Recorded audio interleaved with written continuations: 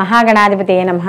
सदाशिवसमारम्भां शंकराचार्यमध्यमां अस्मदाचार्यपर्यन्तां वंदे गुरुपरंपरां। श्रीमात्रे नमः। आदित्याय च सोमाय मंगళాయ బుధాయ చ గురుశుక్ర శనిభ్యశ్చ రాహవే కేతవే నమః. ప్రేక్షకులకు అందరికీ కూడా శ్రీ క్రోధినామ సంవత్సర ఉగాది శుభాకాంక్షలు.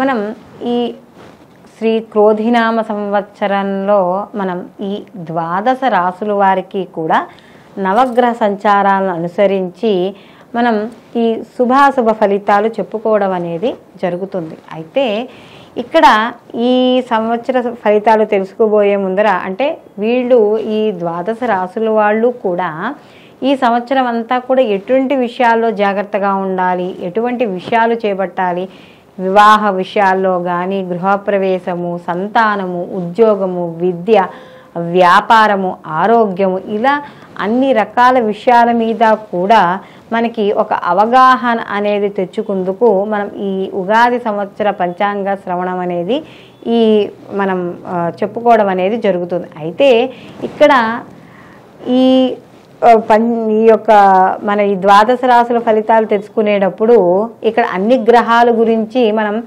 చర్చించుకోవడం అనేది ఉండదు. ముఖ్యంగా సంవత్సరం అంటే ఒకే రాశిలో ఎక్కువ కాలం సంచరించే గ్రహాలు ఏముంటాయో వాటిని మనం బేసిక్గా చేసుకుని ఈ సంవత్సర ఫలితాలు చెప్పుకోవడం అనేది జరుగుతుంది. అంటే మనకి ఈ నవగ్రహాల్లో కూడా నెలకొకసారి మారిపోయే అంటే 27 రోజులకి 45 రోజులకి నెలకొకసారి 2.5 రోజులకు ఒకసారి ఇలా మారిపోయే గ్రహాలు ఎలా ఉన్నాయో, సంచరించే గ్రహాలు మార్పు ఒక రాశి నుంచి ఒక రాశికి సంచరించే గ్రహాలు ఎలా ఉన్నాయో అలాగే నిర్దిష్ట అంటే మనకు ఒక సంవత్సర కాలం పాటు కానీ సంవత్సరం కన్నా ఎక్కువ కాలం ఉన్న గ్రహాలు కూడా ఇక్కడ ఒకే రాశిలో ఉండే గ్రహాలు కూడా ఉన్నాయి. కాబట్టి ఇక్కడ ముఖ్యంగా మనకి గురువు ఒక సంవత్సరం అంతా కూడా ఒకే రాశిలో సంచారం చేయడం అనేది జరుగుతుంది.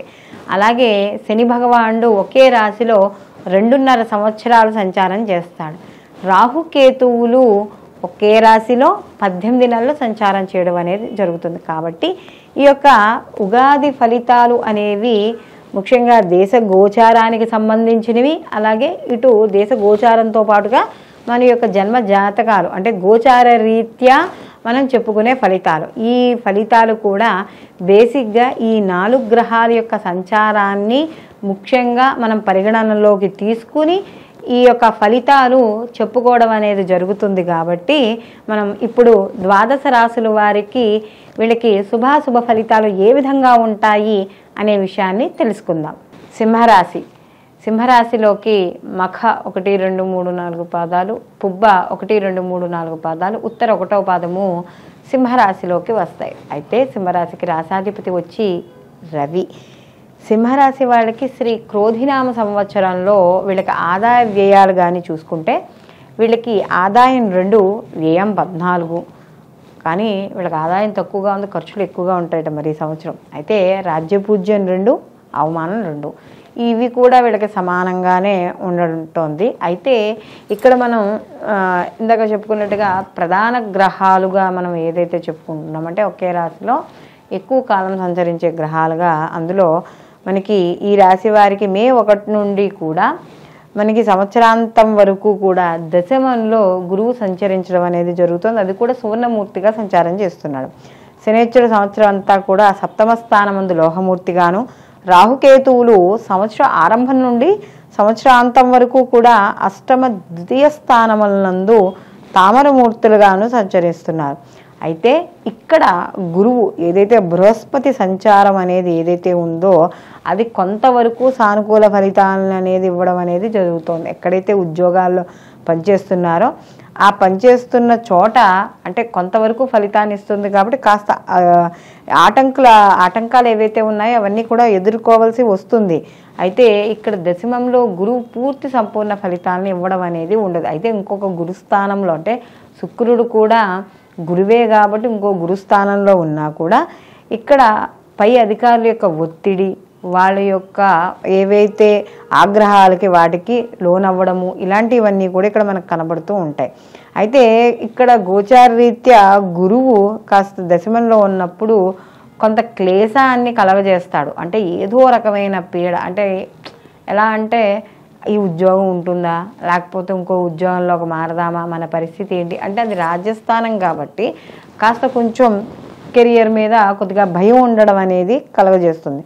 అయితే గురువు శుభుడు అవ్వడం వల్ల కొంత ప్రతికూల ఫలితాలు అనేవి ఇక్కడ తగ్గి కొంతవరకు వీళ్ళకి అనుకూలమైన ఫలితాలు పొందడం అనేది జరుగుతుంది. అలాగే ఉద్యోగాల్లో మార్పులు ఇవన్నీ కూడా వీళ్ళకి కలగడం అనేది జరుగుతుంది.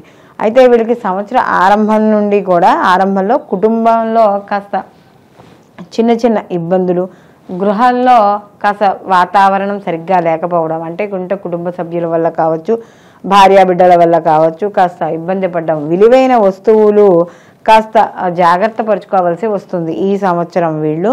లేకపోతే కాస్త ఇబ్బందులు పడడం లేదా ఏదైనా విలువైన వస్తువులు కొనేటప్పుడు కాస్త జాగ్రత్త పడడం ఇలాంటివన్నీ కూడా చేస్తూ ఉండాలి. అలాగే వీళ్ళకి వృత్తి వ్యాపార ఉద్యోగాల్లో కూడా పురోభివృద్ధి అనేది సాధిస్తారు మొత్తానికి ఈ సంవత్సరంలో.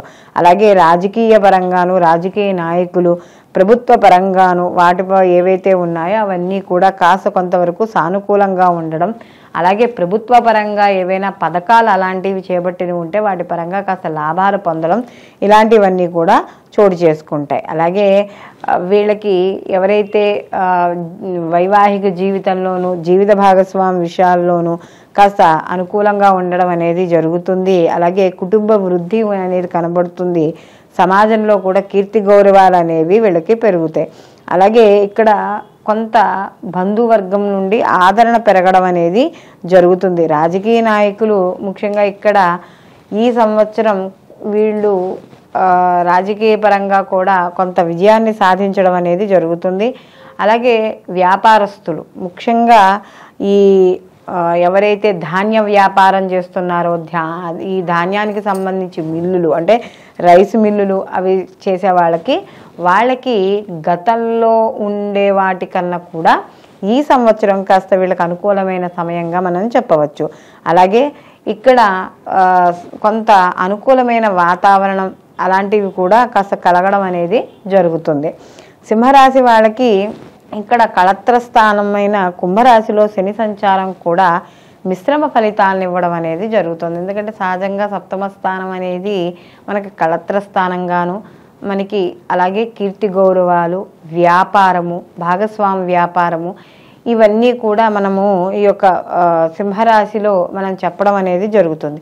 అలాంటి సింహరాశి దాంట్లో శని సంచారం వల్ల వైవాహిక జీవితంలో అప్పుడప్పుడు చిన్న చిన్న మనస్పర్ధలు వచ్చే అవకాశం అనేది కనబడుతోంది.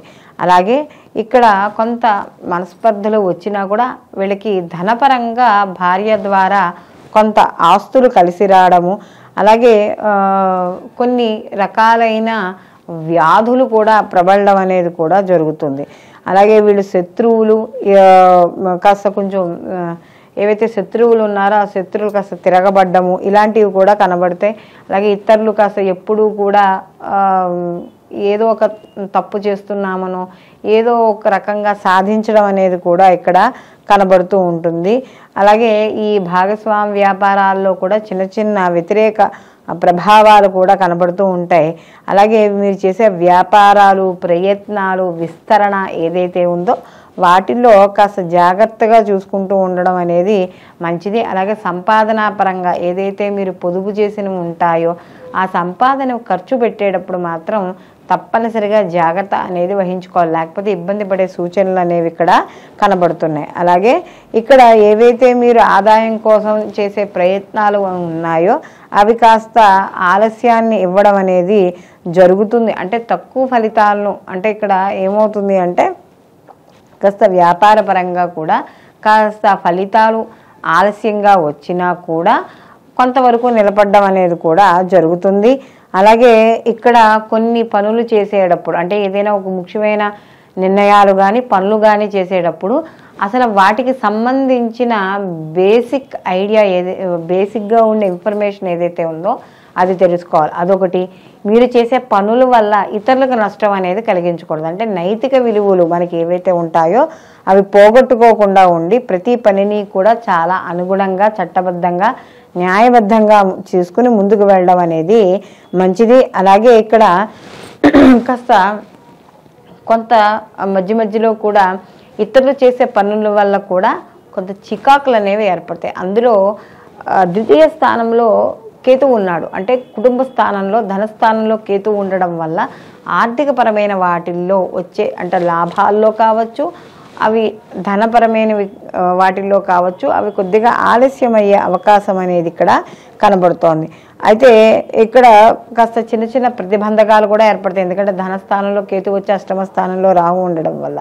అయితే ఇక్కడ కొంత సంసారిక జీవితంలో కానీ లేదా ఇతర అంటే ఈ స్త్రీ పురుషులు ఇద్దరూ కూడా ఏవైనా ఇతర వేరే వాళ్ళతో ఏవైనా సంబంధాలు ఏవైనా ఉంటే వాటి విషయాల్లో కాస్త జాగ్రత్త తీసుకోవడం మంచిది. లేకపోతే అనవసరంగా కాస్త కొంత శారీరక ఇబ్బందులు వ్యాధులతోనూ ఇబ్బంది పడే అవకాశం అనేది ఇక్కడ కనబడుతోంది. కాబట్టి తద్వారా కాస్త మానసిక క్షోభ కూడా కలుగజేస్తుంది. కాబట్టి కాస్త నీచమైన అంటే ఈ యొక్క పర స్త్రీ కానీ లేకపోతే ఎవరైనా పురుషుడు కానీ వాళ్ళ మీద ఉండే కాస్త చెడు అభిప్రాయాలు కానీ ఏవైనా మనసు వెళుతూ ఉంటే వాటిని అదుపులో ఉంచుకోవడం ద్వారా కాస్త మానసిక ప్రశాంతత అనేది ఏర్పడుతుంది. అలాగే ఇక్కడ ఏదైనా ఏవైతే పనులు చెయ్యకూడదని చెప్తారో అలాంటి పనులకి దూరంగా ఉండడం, జాగ్రత్త వహించడం అనేది కూడా మంచిది. అలాగే ఈ సంవత్సరం ఈ సింహరాశి వాళ్ళకి కానీ ఆరోగ్య విషయాల్లో చూసుకుంటే కాస్త వీళ్ళకి బీపీ ఇలాంటి ఉన్నవాళ్ళు కాస్త జాగ్రత్త చూసుకుంటూ ఉండాలి.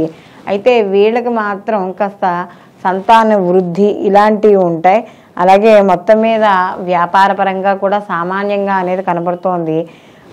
వివాహం అయ్యే వాళ్ళకి మాత్రం వివాహం జరుగుతుంది, కానీ కాస్త ఆలస్యం అయ్యే అవకాశాలే కాస్త ఎక్కువగా ఈ సంవత్సరం కాస్త కనపడడం అనేది జరుగుతోంది. కాబట్టి వీళ్ళు ప్రతి నిత్యము అంటే ఇక్కడ వివాహానికి సంబంధించి ప్రతి నిత్యము కూడా ఈ శత్రుజయం కావచ్చు, లేకపోతే వ్యాపారపరంగా లాభాలు కావచ్చు, కుటుంబపరంగా వృద్ధి కావచ్చు, వేటికైనా సరే ప్రతిరోజు కూడా వీళ్ళు దుర్గా ఆరాధన అనేది చేసుకోవడం, అలాగే దక్షిణామూర్తి యొక్క ఏవైనా స్తోత్రాన్ని కానీ దాన్ని కానీ చదువుకోవడం, అలాగే లక్ష్మీ గణపతి ఆరాధన ఎక్కువగా చేసుకోవడం, లేదా గోవుకి 9 రకాల ధాన్యాలు ఉంటాయి కదా మనకి నవగ్రహాలకు సంబంధించిన ధాన్యాలు, ఆ ధాన్యాలన్నీ కొద్దిగా నానబట్టి కుదిరితే కనీసం వారానికి 2-3 సార్లను, రోజు కుదరకపోయినా కనీసం వారానికి 2-3 సార్లు అయినా సరే గోవుకి ఈ ధాన్యాలను తినిపించడం. అలాగే మల్టీ కలర్స్లో ఉండే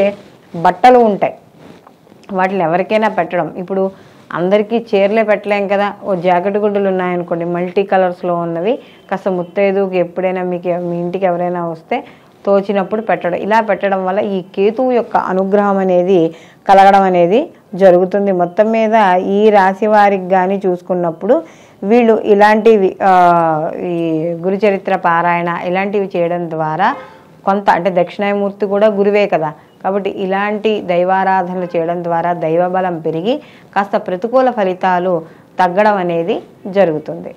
అయితే ఇప్పుడు మనం ఈ యొక్క శ్రీ క్రోధినామ సంవత్సరంలో ఏ రాశికి ఆ రాశి మనం గోచార ఫలితాలు అంటే సంవత్సర గోచార ఫలితాలు మనం తెలుసుకోవడం అనేది జరిగింది. ఇందులో ఎవరు ఏ పనులు చేయొచ్చు చేయకూడదు, అలాగే ఎటువంటి నియమాలు పాటించాలి, అలాగే వీళ్ళు ఎటువంటి పరిహారాలు ఎటువంటి స్తోత్రాలు చదువుకుంటే శుభ ఫలితాలను వీళ్ళు పొందడం అనేది జరుగుతుంది. ఇవన్నీ కూడా మనం తెలుసుకోవడం అనేది జరిగింది.